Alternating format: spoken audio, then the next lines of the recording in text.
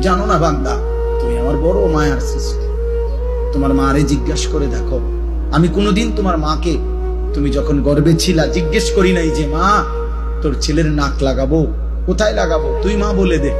আল্লাহ বলে না, আমি কাউকে জিজ্ঞেস করি নাই, আমি মালিক আমার নিজ হাতে, আমার কুদরতি হাতে বান্দা বড় বেশি সুন্দর করে আল্লাহ কসম করে বলছে, 4টা কসম করে আল্লাহ বলছে, ওয়াত-তিনি ওয়াজ-যাইতুন ওয়া-তুরি সিনিন ওয়া হাদাল বালাদিল আমিন।